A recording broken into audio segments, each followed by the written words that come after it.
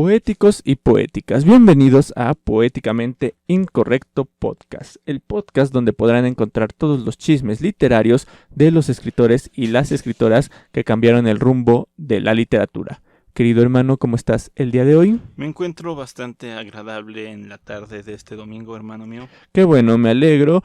Para quienes no sepan, bueno, pues en este podcast nos dedicamos a hablar de la biografía de los escritores más importantes que han existido tanto en México como en el resto del mundo. Yo le platico sobre estos autores a mi hermano, que es estudiante de física, y bueno, esperando que con el gusto que yo tengo por la literatura lo pueda contagiar a él un poco, hablándole sobre la biografía de estos escritores. ¿Ok? ¿Ok? ¿Todos atrás del micrófono? Esperemos que con... ¿Ya cuántos episodios llevamos? Con como 20... no sí, ya son como 25, güey. Entonces, pues esperemos que con esos 25... Tal vez lo logres. Tal vez lo logre. Esperemos que sí. Si no, pues al menos nos estamos divirtiendo, ¿no? Sí, las risas nos faltaron. Las risas no faltaron, oigan. No podíamos terminar la sección de los realistas, naturalistas, sin hablar del máximo representante de esta corriente en nuestro país. Uno de esos escritores que combinaron política y literatura, como pues ya vimos que son como el 90% de los escritores en nuestro país. Estoy hablando de Federico Gamboa. Pregunta obligada. Querido hermano, ¿conoces a Federico Gamboa? Me suena el nombre, pero obviamente no lo he Estoy leído. casi seguro que te suena el nombre. No te voy a decir por qué te suena, te lo voy a dejar hasta el final porque yo sé por qué te suena, güey. O sea, es muy fácil para por dónde vivimos y demás que lo ubiques, pero te lo voy a guardar porque aparte de eso ya lo dejé hasta el final. Antes de empezar, decirles, tal vez algunos de atrás no lo sepan, atrás del micrófono no lo sepan, pero un poco la idea del podcast pues es que traer poetas, ¿no? Por eso el podcast se llama Poéticamente Incorrecto, y mi hermano es muy insistente en que mantenga esta regla. Yo pensaba que la había roto con Federico Gamboa, pero descubrí que no. Tiene al menos un poema publicado, güey. Okay. Entonces lo voy a leer de una vez para, pues, ya ahorrarnos ese momento. Esa incomodidad de cuando te pregunto. Exactamente. Y empezamos con la biografía de Federico Gamboa. El poema se llama A Ana Judic en su beneficio. Y es un soneto que dice así: si llegaste de fama precedida a este país en que se adora el arte, aquella justa fue que al contemplarte se comprende, Judic, que es merecida. No necesita tu brillante vida una balanza más. El admirarte no te ha de sorprender, ha de cansarte como cosa jamás interrumpida. ¿Qué ofrecerte podré, diva hechicera?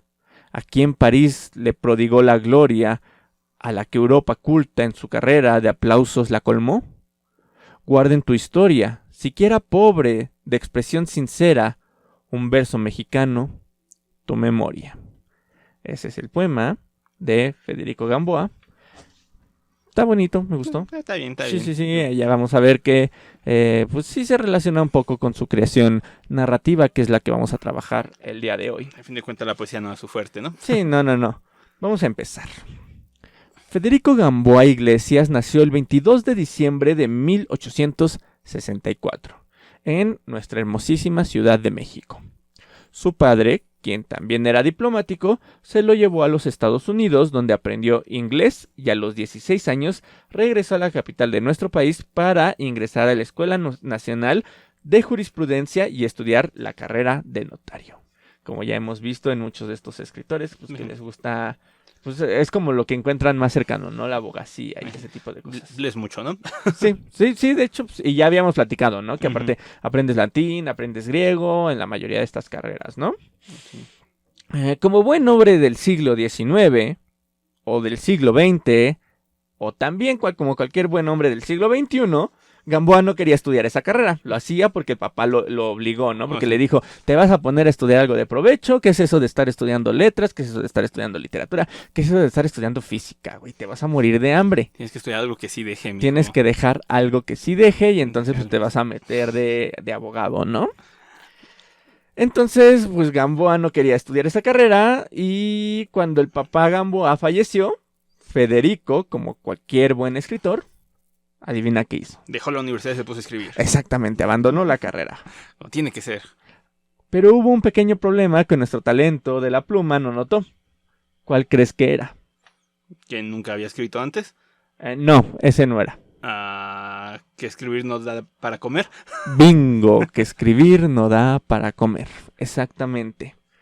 Y tuvo que buscarse una carrera que le permitiera sostenerse económicamente y al mismo tiempo tener tiempo libre para dedicarlo a su verdadera pasión, que era la escritura.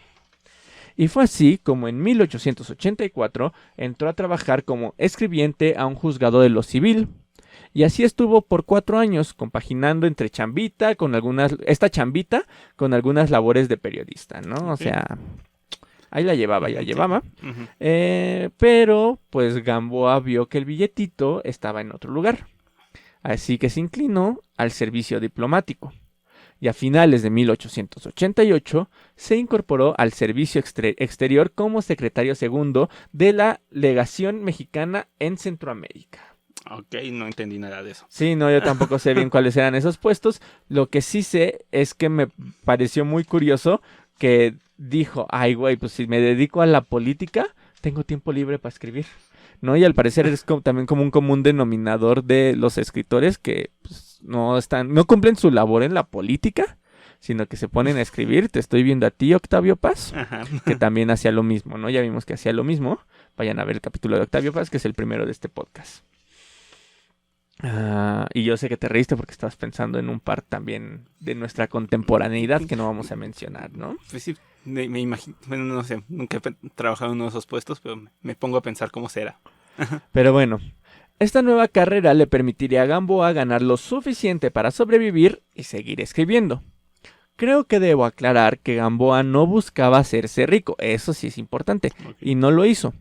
Creo que más bien vio las virtudes que le traería meterse a la diplomacia mexicana, así como lo hicieron muchos escritores antes y después que él, que ya hemos mencionado.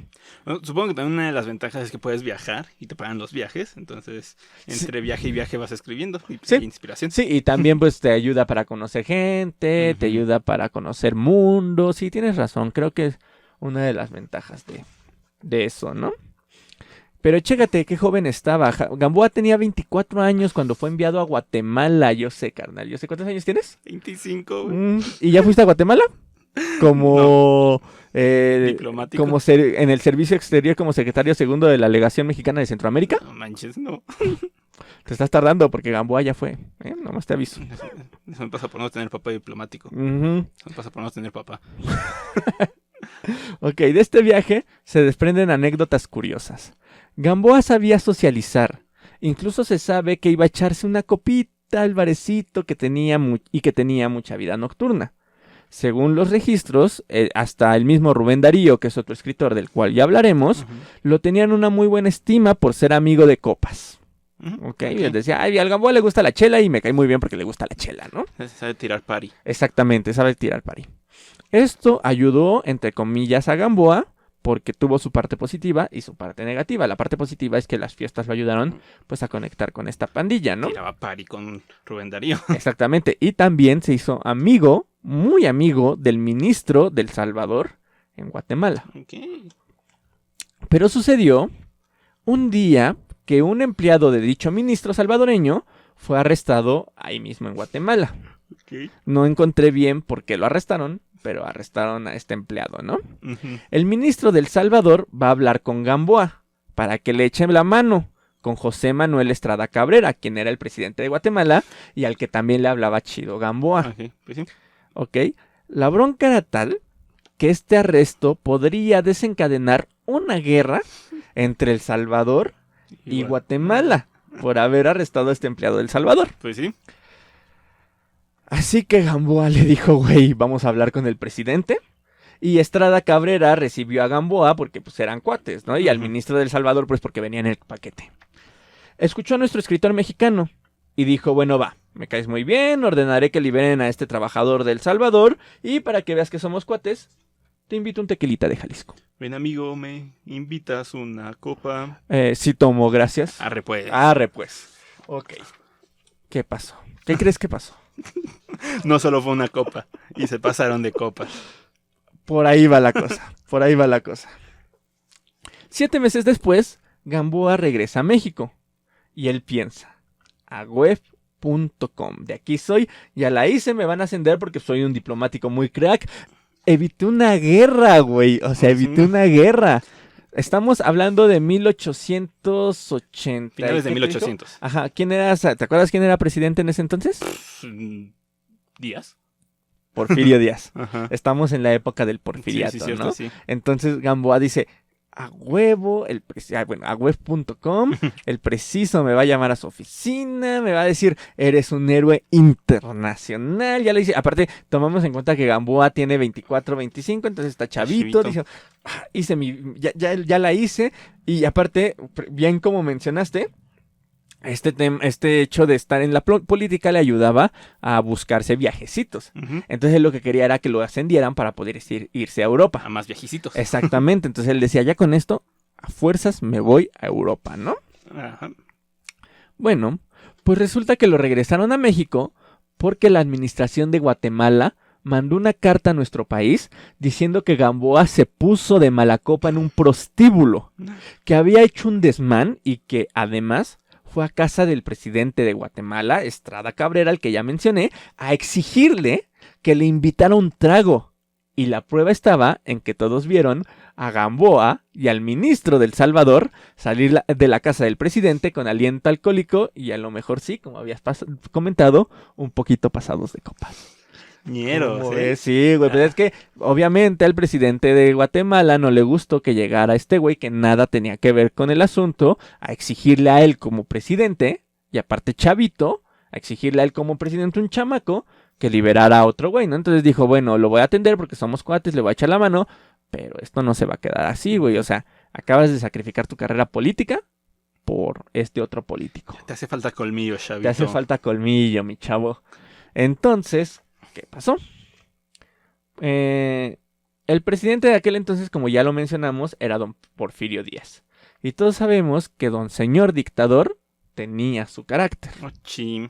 Entonces Gamboa ya iba pensando que lo iban a correr, o sea, pasó del fuerzas me ascendieron, ya la hice. Es así como, Iván, te mandan a llamar y tú piensas, a fuerzas, el director de la empresa de recursos humanos. Uy, no, ya fue, güey, ya valió. Le vas hablando a tu abogado. Exactamente, dices, no puede ser esto posible, ya me van a pedir que firme la renuncia y pues su carrera se iba a ir por el caño, adiós viaje a Europa, adiós carrera política, vas a volver a tener que escribir en un periódico, chau, ¿no? Pero como Gamboa sabía de retórica, al final de cuentas, escritor, logró convencer al presidente que le perdonara la vida. Y el presidente, después de una ardua conversación, le dijo, ¿está bien, mi chavo? Soy un dios generoso. Soy un dios generoso. ¿Te gusta mi bigote? Sí, muy elegante. ¿Sí? ¿Te gusta cómo mi piel poco a poco se está volviendo más blanca? Sí, claro. Antes era muy moreno y ahora es más blanco. Eso ¿Y, es muy bueno. ¿Y te gusta cómo estoy transformando todo el país en un Francia 2.0? Claro que sí, esto ya parece París. Además, o sea, noble caballero, su acento oaxaqueño ya casi ni se nota. Ya suena como todo un nombre de ciudad. Me caes muy bien, pero vamos a hacer lo siguiente. Vas a estar a prueba a partir de ahora. Oh. Te vas a quedar a mi servicio, pero te voy a tener con los ojos encima. Qué magnánimo, su excelencia. Yo Estoy sumamente agradecido con usted. Soy un dios bondadoso. Bueno, pues eso fue lo que pasó básicamente, ¿no? Esta fue una dramatización, pero pues seguramente pasó así, que venga el historiador a decirme que esas no fueron exactamente las palabras que se dijeron Gamboa y don Porfirio Díaz. Yo creo, esto ya es teoría mía, que esto hizo que Gamboa fuera muy apegado a Díaz. Casi un lambiscón, porque no quería echar por el retrete de su carrera política. Ni su cuello. Ni su cuello. Esto ya lo veremos más adelante. Solo diré que Gamboa trabajó para probar la fidelidad al presidente. ¿Ok? Desempeñó labores diplomáticas en países como Argentina, Brasil, El Salvador, Honduras, Costa Rica, Nicaragua, Estados Unidos, Bélgica y España. Entonces sí consiguió viajecitos. Sí, pero si te das cuenta lo regresaron a América y ya hasta muchísimo después logró sus viajecitos a Europa. Ajá. Ok, primero empezó la azotada de espalda. De estos encargos creo que vale la pena rescatar dos lugares. El primero es en Argentina, donde escribe su primera novela, Apariencias, publicada en 1892. Anteriormente ya había trabajado en una colección de novelas cortas titulada Del Natural, que fue escrita en 1889 y que básicamente pues se apegaba a las normas que ya vimos del naturalismo. Gamboa estaba muy interesado en el naturalismo y adivina de quién era fanboy. ¿De Sola? De Sola, exactamente.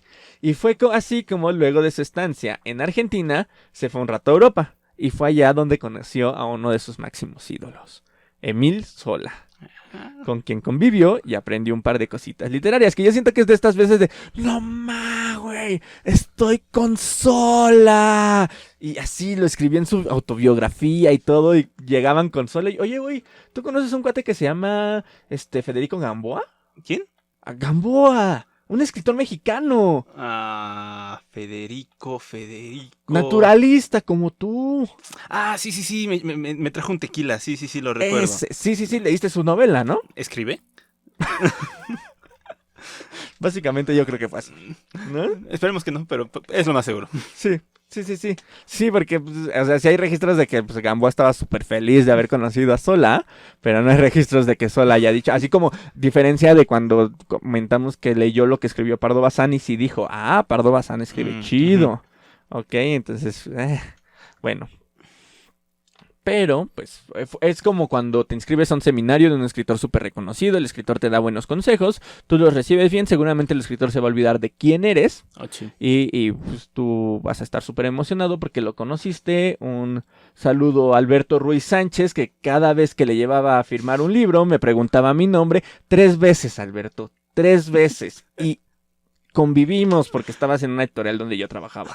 3 veces me preguntaste mi nombre y en las 3 dedicatorias dice exactamente lo mismo. Proyectándote un poquito. Pero bueno, un poquito. Posterior a eso, pero bueno, también hay que reconocer que pues, estos escritores no se pueden aprender de memoria. Cada cabrón que va ahí los conoce, ¿verdad? Digo, está bien, no te estoy reclamando, espero un día que hagas una entrevista, Alberto, te estoy viendo, pero... Ok, ya, acabó la proyección.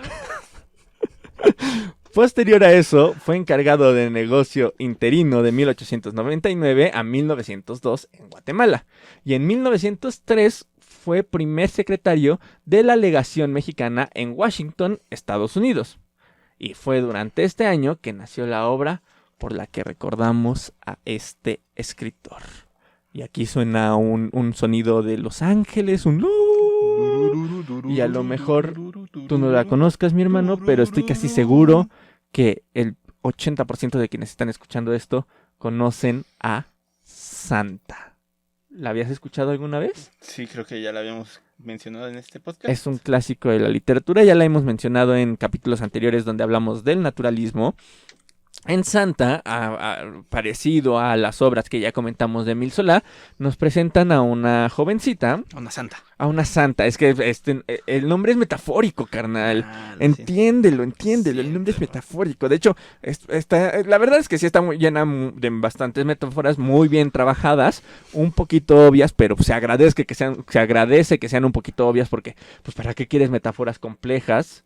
Sí, que no te van a entender, güey.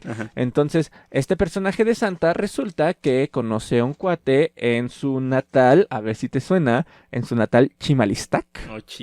Entonces, Santa conoce a un guapetón en su natal Chimalistac, que en ese entonces era un pueblo, ahorita ya es parte de la ciudad. Está ahí en la Ciudad de México, donde está el monumento a Álvaro Obregón.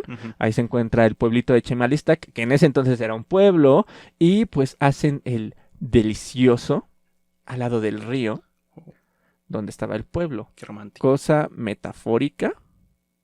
Y aquí si están escuchando esto para hacer una tarea, aquí les voy a echar la mano con su tarea. Es bastante doble sentido, porque resulta que en España, cuando se hacían estas famosas peregrinaciones de santos, para ir de una iglesia a otra, no me acuerdo ahorita bien cómo se le llamaban estas peregrinaciones, pero son parecidas a las que se hacen ahorita de la Virgen de Guadalupe aquí en la Ciudad de México. Era un secreto a voces, pues que las prostitutas ofrecían sus servicios a un costado de los ríos. Cuando el caballero se iba a perder al río, era porque iba con una mujer de la vida galante. Exactamente.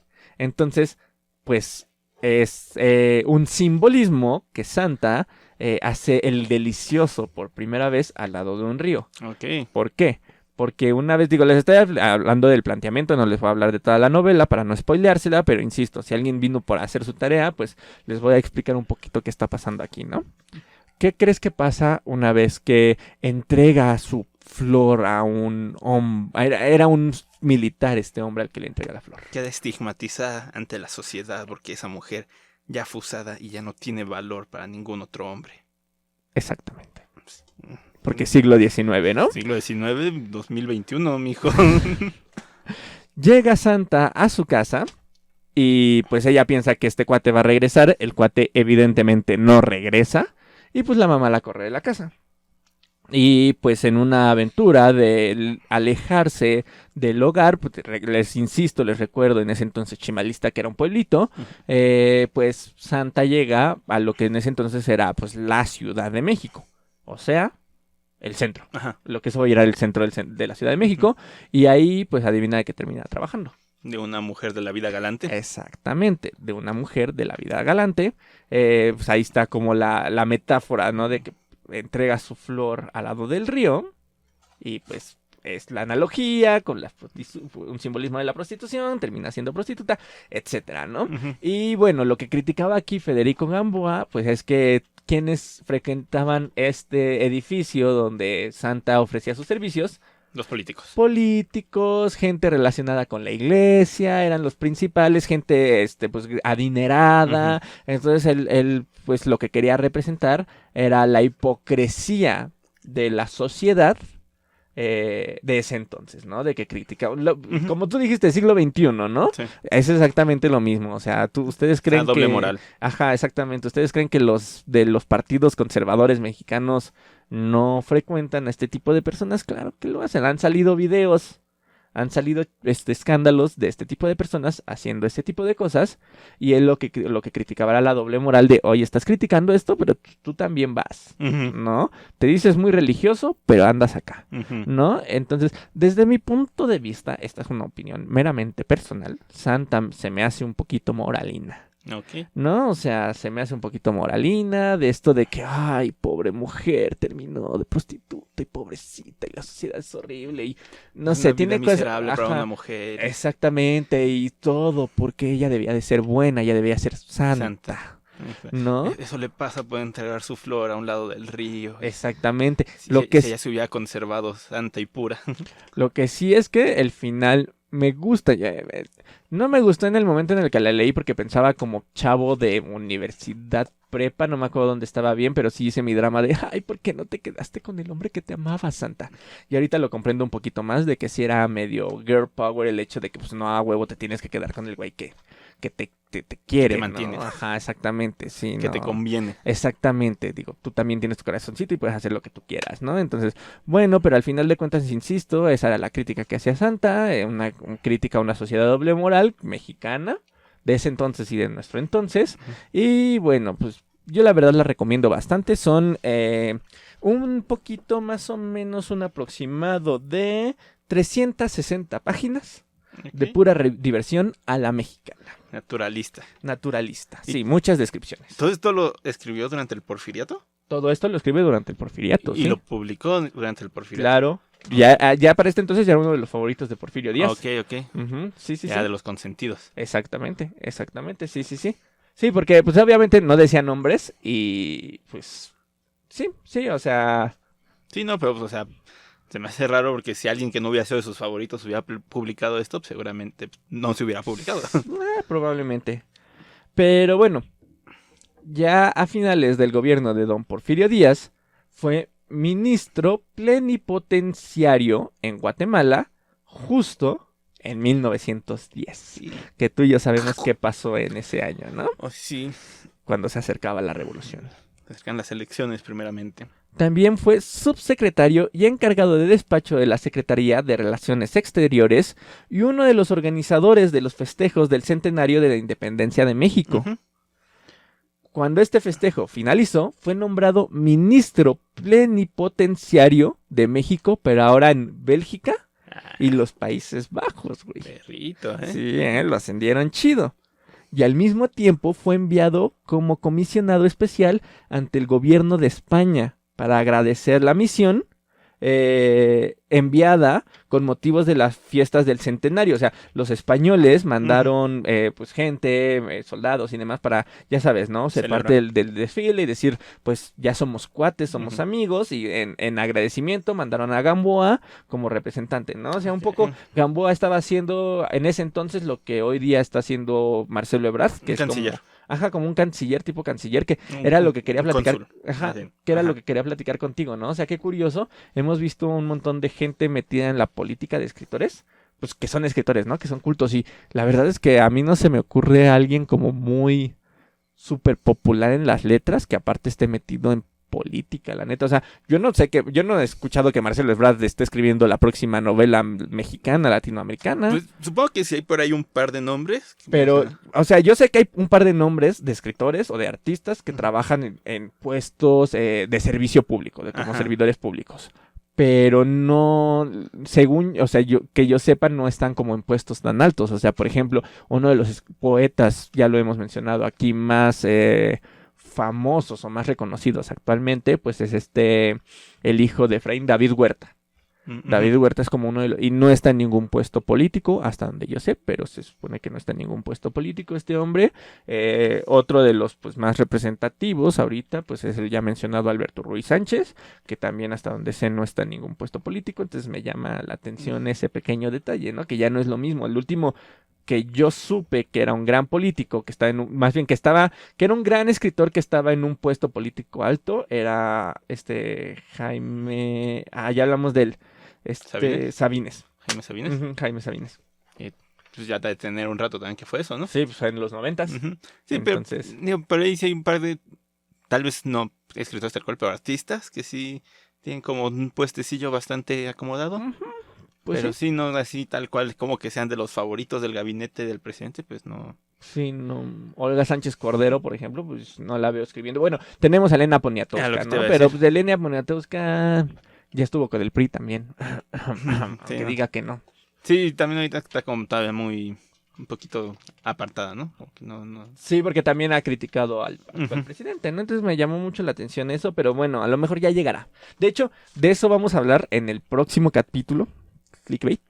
En el próximo capítulo vamos a hablar un poquito sobre mi opinión y me encontré algo curioso con el próximo tema, con esto de los puestos políticos, de los artistas en puestos políticos, de lo que está pasando ahorita con el país. Entonces lo vamos a revisar porque va a ser importante para el próximo capítulo, señoras y señores. Pero bueno, regresemos a Gamboa.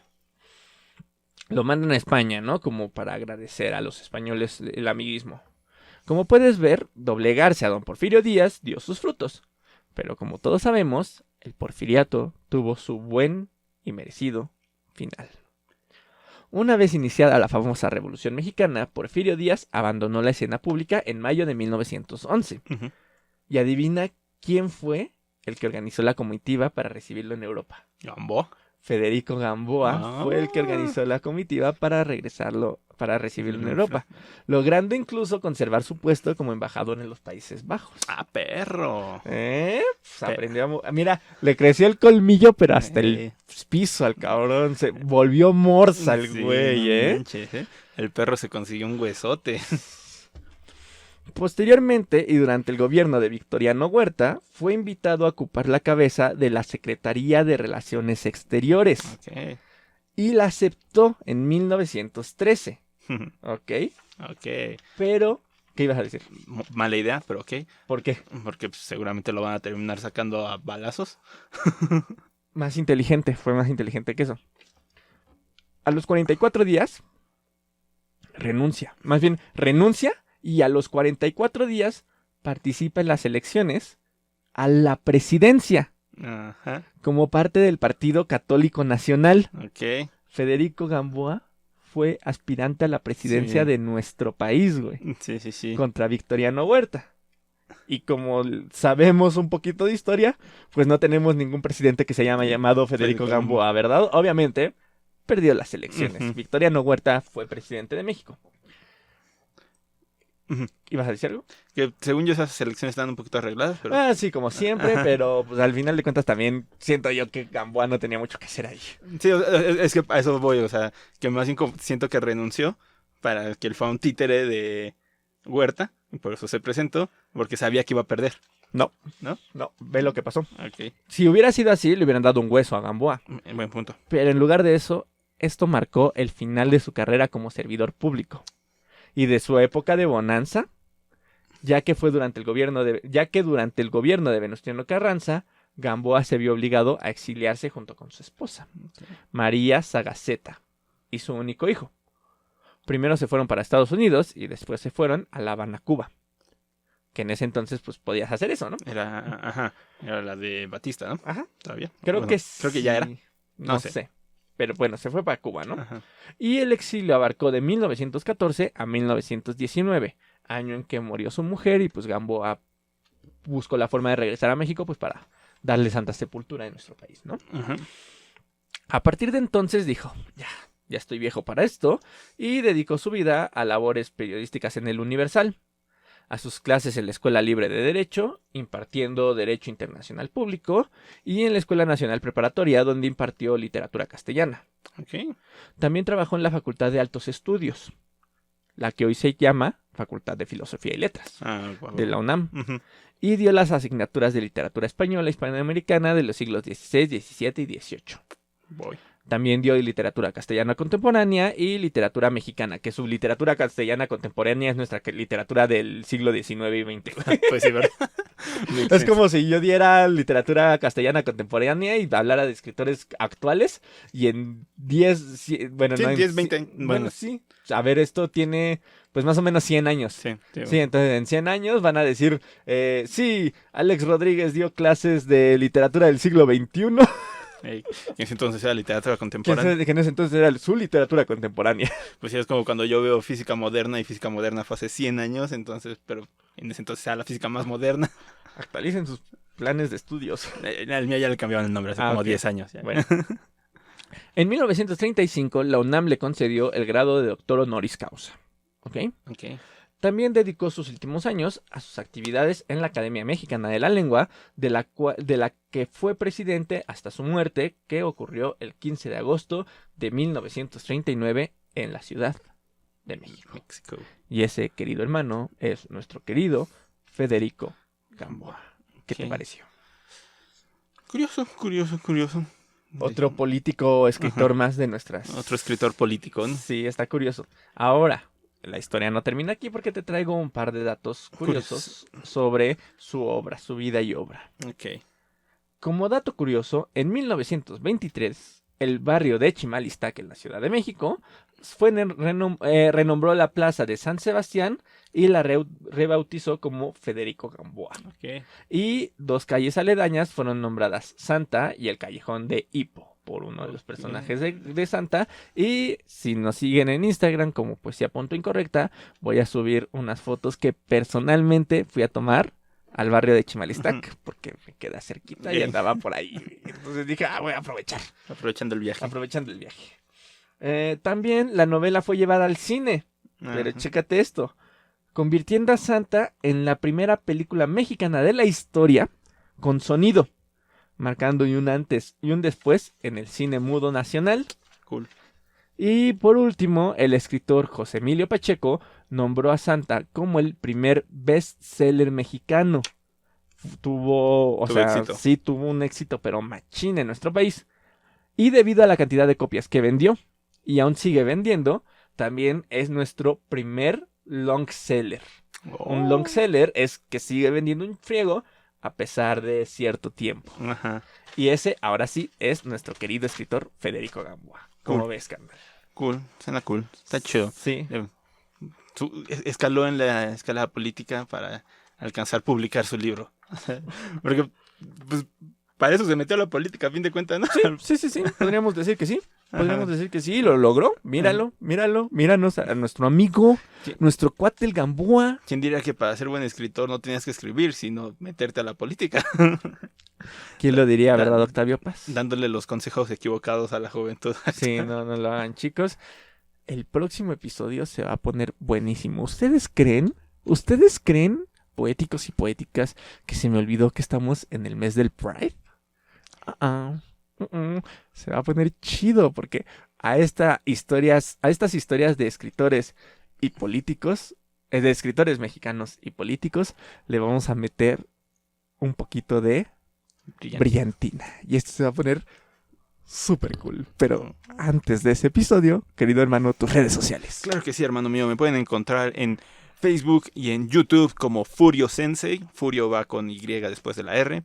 Y en Instagram como Iván-Furio. Y a nosotros nos pueden encontrar como Poéticamente Incorrecto en YouTube, en Facebook y en cualquier plataforma que escuchen podcast. Principalmente creo que todo el mundo usa Spotify, pero bueno, en todas las demás estamos como Poéticamente Incorrecto. Y bueno, también nos pueden seguir como Poesía.incorrecta en TikTok e Instagram. Y como Poéticamente Incorrect, si la última A, porque ya no nos cupo, en Twitter. Y esto es todo de mi parte. Yo soy Alex Rodríguez y nos vemos en la próxima emisión de Poéticamente Incorrecto. Hasta la próxima. Hasta la próxima. Adiós.